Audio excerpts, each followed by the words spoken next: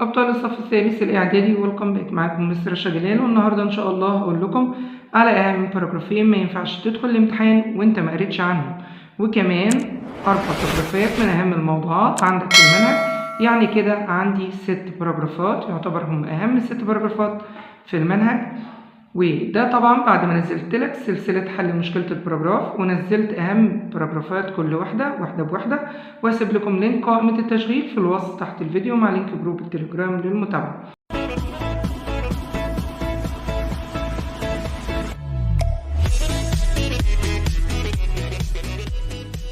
طبعا أنا في الأول خالص قسمت لك جزء الكتابة عندك في المنهج إن هو عبارة عن 3 حاجات.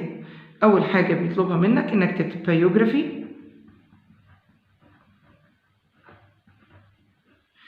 أو short story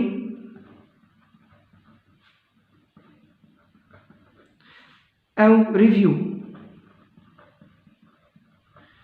يبقى أنا أنواع الكتابة عندي في المنهج أو المقرر عليه السنة دي إن أنا أكتب biography أو short story أو review. وطبعا أنا شرحت لك الفرق بينهم وهسيب لكم لينك الفيديو برضو في الوصف تحت الفيديو وفي شاشة النهاية في آخر الفيديو.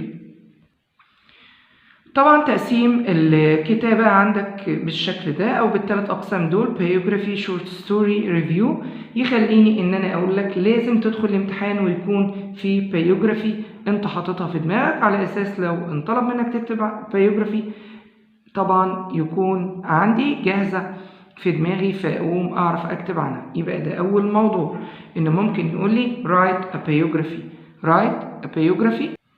طبعا رأس السؤال بيجيلك بيقولك write 110 words on the following. اكتب 110 كلمة في الآتي. طبعا انت ال 110 كلمة احنا مش هنقعد نعد كلمة، ممكن يكون اللي مطلوب منك هيكون مثلا عبارة عن 17 جملة تقريبا، 18 جملة أو عادة فوق ال 15 جملة. هنا هيقولك write a biography ايه بقى؟ of مثلا a person you admire. طبعا هيقول لي write a biography of a person you admire. write a biography of a person you admire أو a biography of your role model أو a biography of a famous person.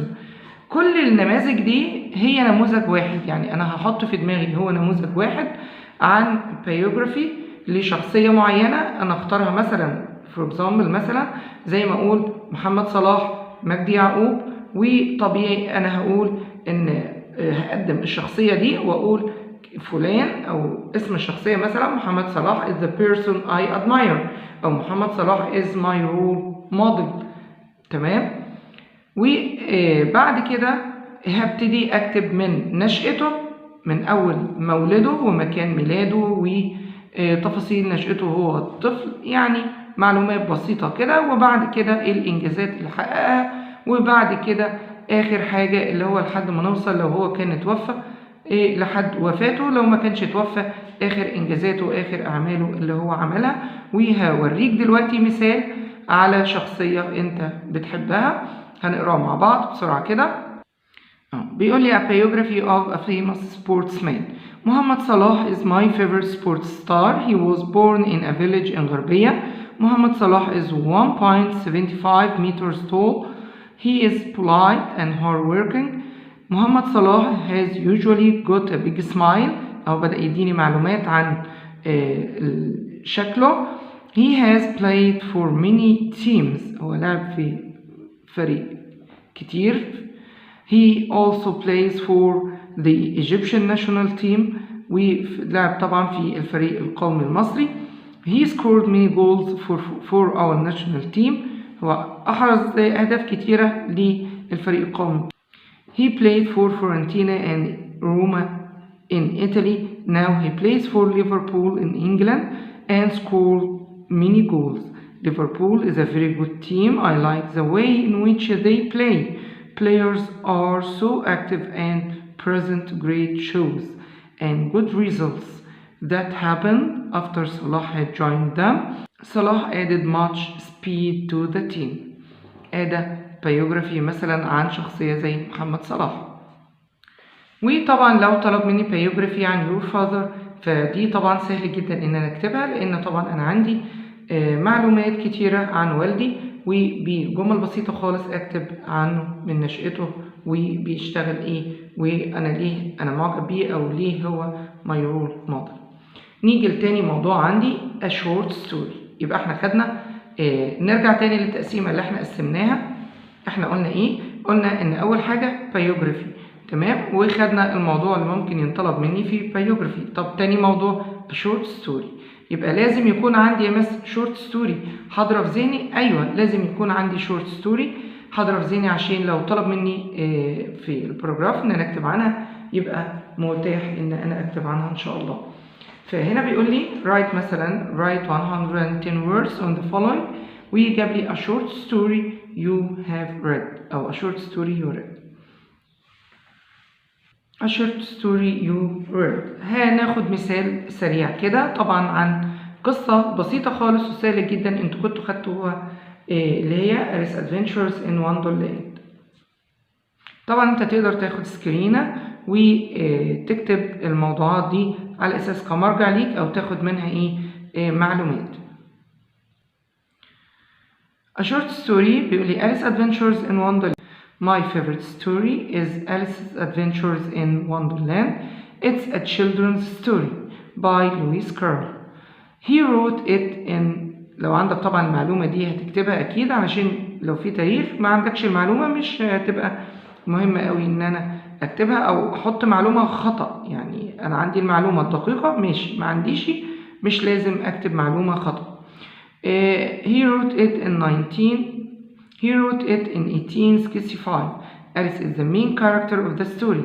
طبعا بقدم اول حاجة انا بقدم القصة اللي انا هكتب عنها او الموضوع بتاعي عنها هقدمها، وبعد كده اتكلم عن القصة نفسها. المقدمة بتاعتها بقى ايه، ان مين الشخصية الاساسية فيها بتدور حوالين ايه، وبعد كده وصلت لايه او النهاية بتاعت القصة ايه. هنا بيقول لي Alice is the main character of the story. She is a clever girl. She is also sensible. She goes to Wonderland and meets a lot of interesting characters there. She meets the White Rabbit, who is always busy and in a hurry. The Cheshire Cat is a funny animal.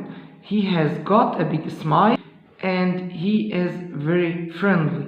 He tells Alice about Wonderland and helps her to find different places and characters. The Queen of Hearts is not very nice. كان في كمان شخصية The Queen of Hearts ودي ما كانش شخصية لطيفة خالص. She is a scary person. She is always angry and she shouts at people. Alice is brave, so she is not frightened of her. Alice طبعا كانت شجاعة عشان كده ما كانتش بتخاف منها. At the end of the story جينا بقى لنهاية القصة هون. All the characters help Alice so she can go home again. I learned from this story that friendship is very important for us. طبعا احنا قدمنا القصة. احنا هنتكلم عن ايه؟ قلنا Alice Adventures in Wonderland. بدأنا المقدمة بتاعت القصة ايه؟ ان أليس هي الشخصية الرئيسية في القصة. بعض الشخصيات المهمة معاها بتدور حوالين القصة عن أليس وهي بتذهب لوندرلاند. وبعد كده جينا للأحداث أو اللي هو الميدل اوف ذا ستوري، منتصف القصة اللي هو الشخصيات اللي ساعدتها وعملت ايه. وفي الآخر خالص the end، وقلنا ايه اللي حصل في نهاية القصة، ان هم ساعدوها ان هي ترجع تاني مكانها. وطبعا انا اتعلمت ايه من القصة، ودي كانت الخطوات ازاي how to write a short story. how to write a short story ان انا ببتدي اعرف القصة، بعد كده بكتب المقدمة، بعد كده او بداية القصة، وبعد كده the middle، وفي الاخر خالص بنقول the end والمورال اللي احنا اتعلمناه من القصة. ونرجع تاني لانواع الكتابة عندي اللي كانت مطلوبة مني. طبعا احنا خدنا بايوجرافي، خدنا شورت ستوري، وخدنا موضوعات دي والموضوعات في شورت ستوري. نيجي لتالت حاجة وهي ريفيو. تالت نوع من الكتابة هينطلب منك اللي هو رايت ريفيو. طيب نيجي بقى في ريفيو. هنا ريفيو احنا طبعا شورت ستوري كان موضوع واحد، وبايوجرافي برضو كان 4 موضوعات، بس انا ممكن موضوع واحد هيحل معايا ال4 موضوعات يعني. طيب نيجي بقى ريفيو. ريفيو هنا احنا هناخد اكتر من ريفيو، هناخد 4 ريفيوز. 4 ريفيوز ودول كانوا من اهم الموضوعات اللي موجودة عندك في المنهج. أول review on your city. a review on your city. اكتب ريفيو عن المدينة بتاعتك. طبعا احنا قلنا عشان نكتب ريفيو نعرف بس ريفيو كده وندي شوية معلومات بسيطة كده عنه عشان تبقى عارف انا بكتب ريفيو بكتب ايه يعني او ايه مطلوب مني. الريفيو طبعا is a report of something you like or don't like based on your opinion. طبعا الريفيو ده هو نقد، هو بتكتبه تقرير نقدي بتكتبه عن شيء انت بتحبه مبني على رأيك، يعني التقرير كله هيبقى مبني على رأيك انت عن الشيء ده. طيب how can you write a review؟ ازاي نكتب ريفيو؟ اول حاجة طبعا هتكتب رأيك او تقييمك. اول جملة بتديها ان لو انا مثلا هكتب عن your city هقول ان المكان ده جميل، المكان ده كذا او كذا، وبعد كده هدي الاسباب. 2 اكتب الاسباب التي تدعم وجهة نظرك، وطبعا دي المفروض لا تقل عن 3 اسباب، ممكن more طبعا. طيب زي ما اقول I think I give it وهكذا، وبعد كده اكتب نصيحتك او ترشيحك او انت مع او ضد، يعني تنصح الناس بانها تيجي المكان ده او تنصح الناس بانها تعمل اللي انت عملته ده ولا لا. تمام، يبقى دي خطوات ريفيو. اول حاجه بنكتب راينا، بعد كده بندعمه بواحد 2 3 4 اسباب، وبعد كده بكتب رايي او تقييمي. وناخد دلوقتي نموذج لريفيو عن يور سيتي. طبعا انا ممكن هنا برضو زي ما بيقولوا اضرب عصفورين بحجر واخد الريفيو بتاعي عن مدينه الاسماعيليه.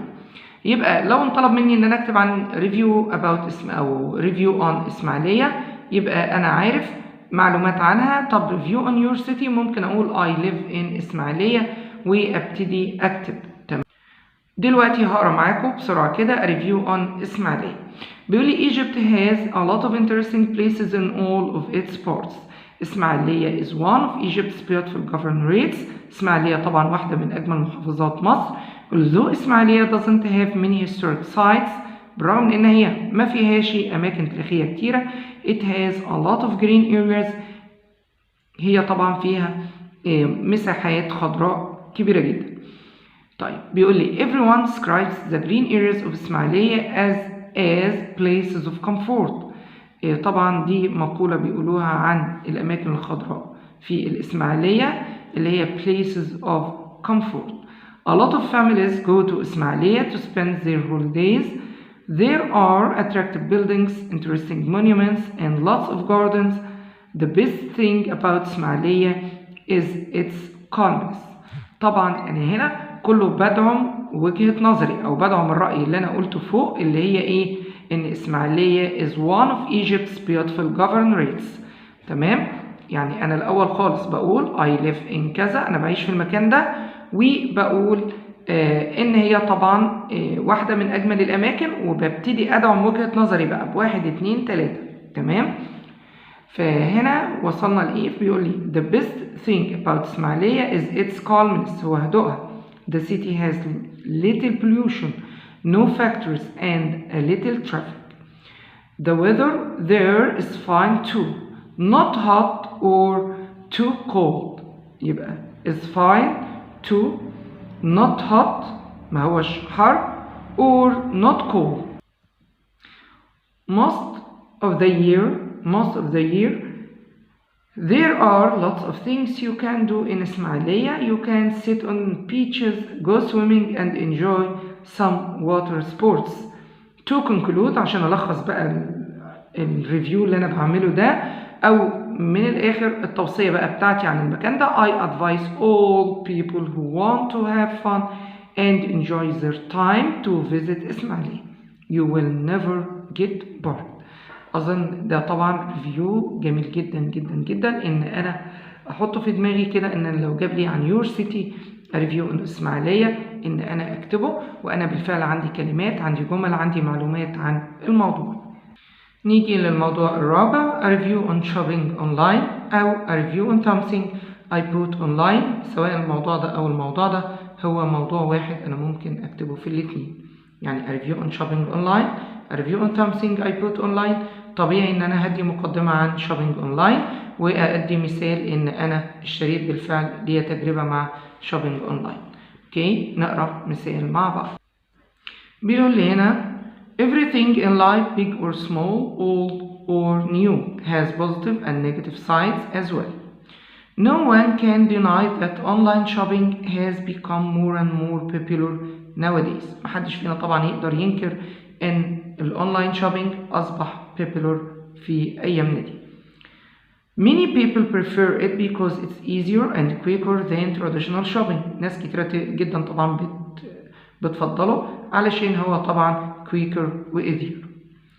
As I am interested in music، بدي بقى مثال اهو عن حاجة تجربة ليا أنا مع شوبينج أونلاين.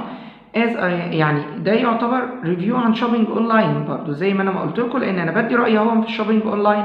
وهدي أنا ليه بقى قلت الكلام ده، فبقول as I am interested in music I decided to buy a piano. A friend of mine told me that there is a very good online website for music whose theme is fantastic. When I saw their goods and the musical instruments they displayed, I was astonished by some pianos. أنا طبعا دهشت كده بعض البيانوز اللي هم عرضنا they offered.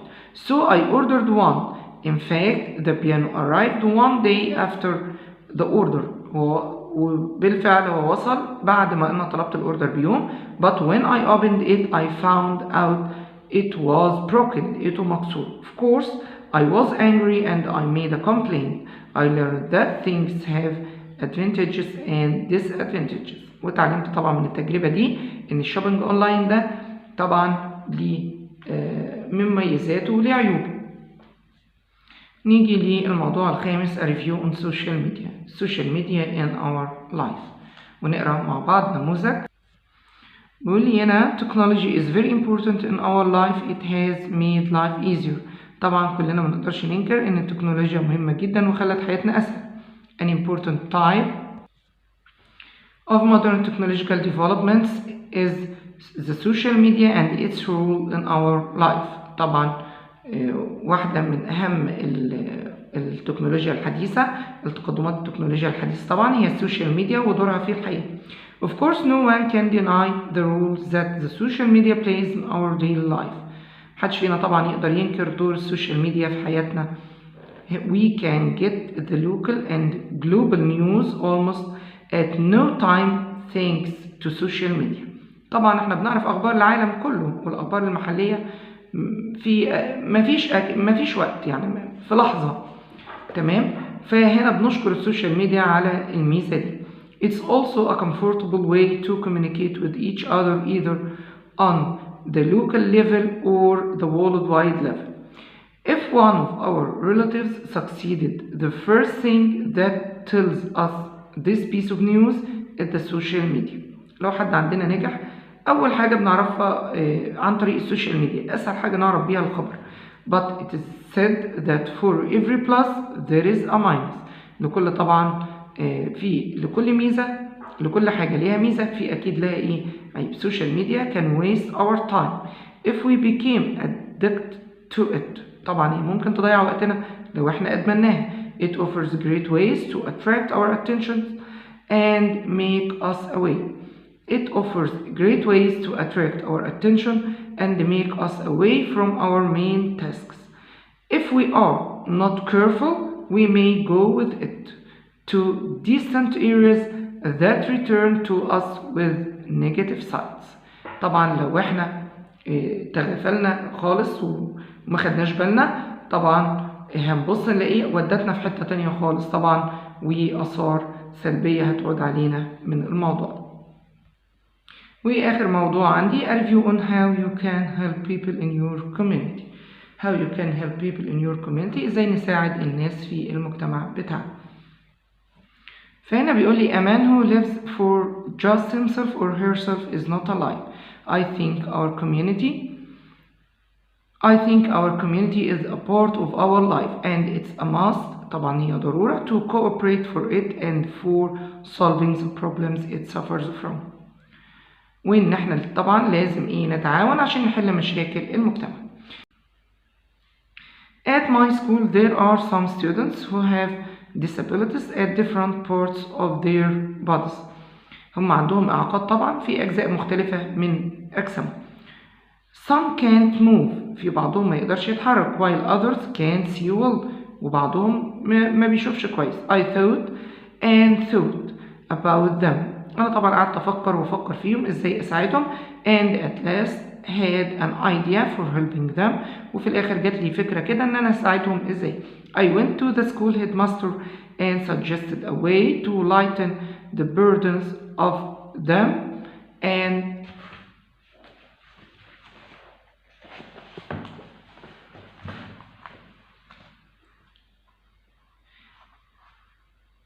their parents for coming at school. إن أنا طبعا أخفف أعبائهم ومن عليهم وعلى والديهم من المجيء إلى المدرسة. I suggested all students in all classes at school should donate money for building a special area for them and making special routes. أنا اقترحت كده إن إحنا كلنا نتبرع، كل الطلبة في المدرسة، عشان نعمل لهم منطقة خاصة كده يمشوا فيها without stairs for them. وطبعا ما يكونش فيها سلالم. The headmaster welcomed my idea. طبعا المدير رحب بالفكرة بتاعتي and thanked me and promised that he will work for it. إن هو هينفذها.